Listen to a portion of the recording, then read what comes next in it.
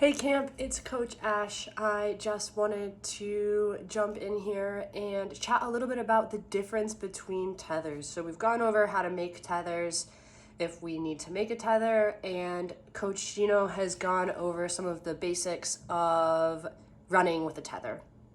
So I want to talk a little bit about the different types and where we might choose to use them. So I have two different types of tethers with me. I have a small pink stretchy string that's tied into two different loops.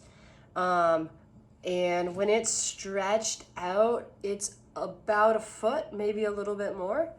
And I like to use this tether. You hold it in your hands. So the guide and the athlete each will hold one end of the tether and they'll run together.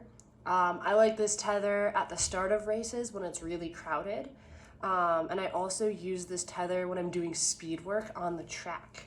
So the way I use it on the track though is I line the loops up together so that they become one loop and the tether is really, really short. So there's only a couple of inches between my hand and my guide's hand. We're really, really close together. Since we're running so fast, I need to be able to feel them.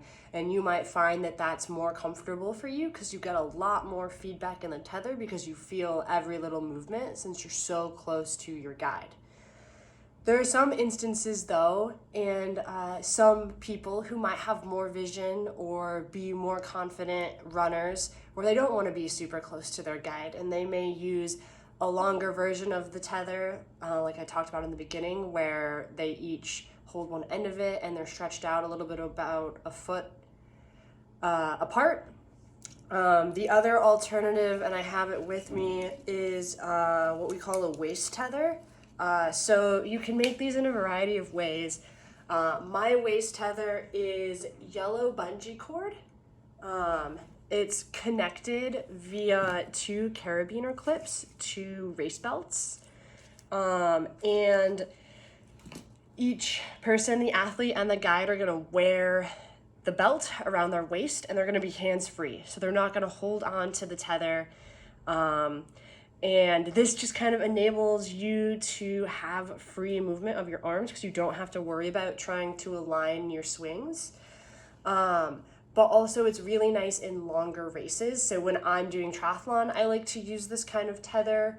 If I'm running like a half marathon, which is 13 miles, or a marathon, which is 26 miles, I don't want to have to hold on to something the whole time. So I like this tether because I get to be hands-free and do whatever I need to do, and my guide can do whatever they need to do as well.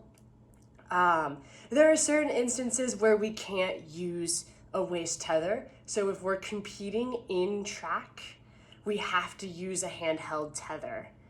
But in triathlon, we can use whatever tether we want.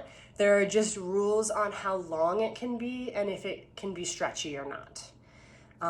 But that's the basics on tethers.